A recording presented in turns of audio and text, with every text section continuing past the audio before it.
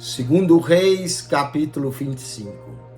Zedequias reina e é levado com seu povo cativo para a Babilônia.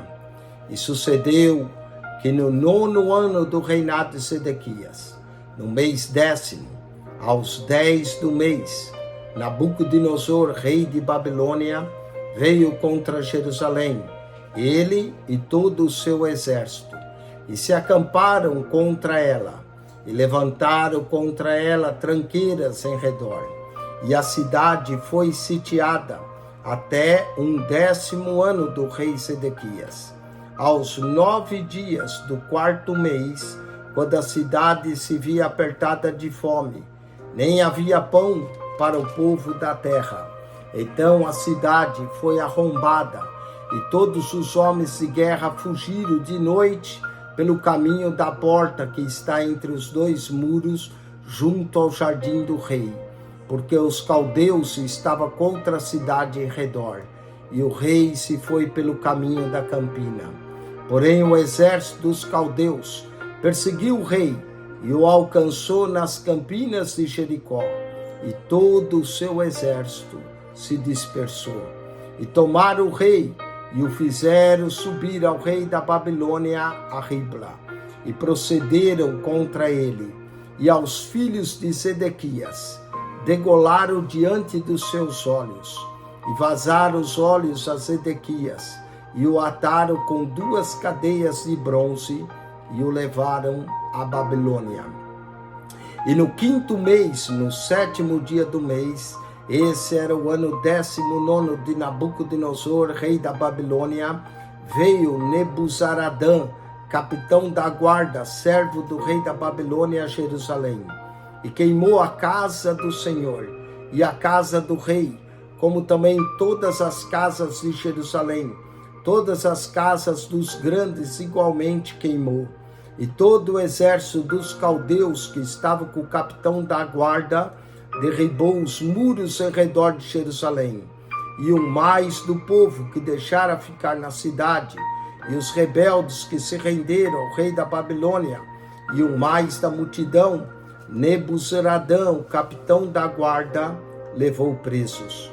Porém, dos mais pobres da terra, deixou o capitão da guarda ficar, alguns para vinheiros e para lavradores.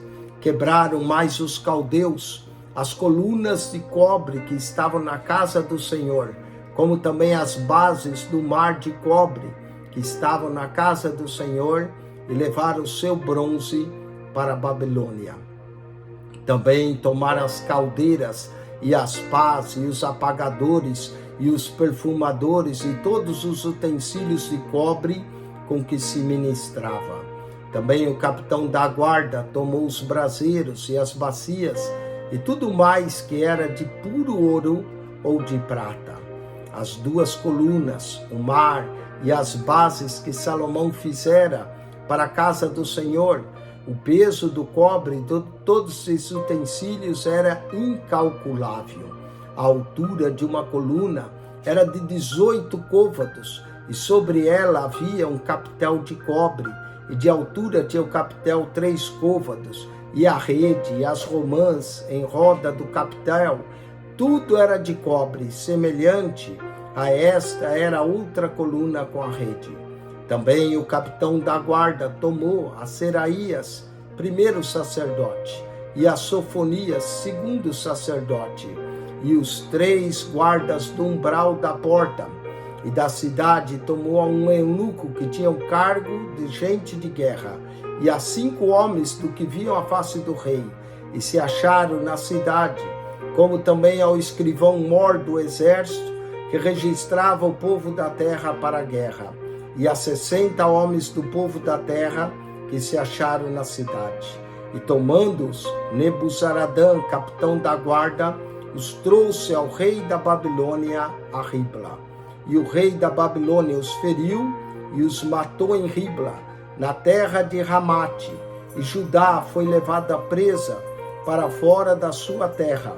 Porém, quanto ao povo que ficava na terra de Judá, Nabucodonosor, rei da Babilônia, que o deixara ficar, pôs sobre ele maioral, a Gedalias, filho de Aicão, filho de Safã. Ouvindo, pois, os capitães dos exércitos, eles e seus homens, que o rei da Babilônia pusera Gedalias por maioral, vieram a Gedalias, a Mispa, a saber, Ismael, filho de Netainhas, e Joanã, filho de Careia, e Seraías, filho de Tamunet, o Netofatita, e Jazanias, filho de Macatita, ele e os seus homens. E Gedalias jurou a eles e aos seus homens, eles disse: não temais ser servo dos caldeus, ficai na terra e servi ao rei da Babilônia, e bem vos irá. Sucedeu, porém, que no 7º mês veio Ismael, filho de Netanias, e o filho de Elisama, da semente real, de 10 homens com ele, e feriram a Gedalias, e ele morreu, como também os judeus e os caldeus que estavam com ele em Mispa.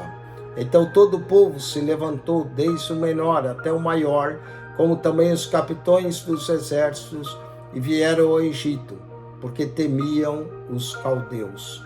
Depois disso, sucedeu que no ano 37 do cativeiro de Joaquim, rei de Judá, no mês 12º, aos 27 do mês, Evil-Merodach, rei da Babilônia, libertou no ano em que reinou a Joaquim, rei de Judá, da casa da prisão.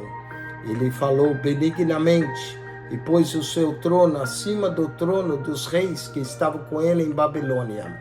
Ele mudou as vestes da prisão, e de contínuo Joaquim comia pão na sua presença todos os dias da sua vida.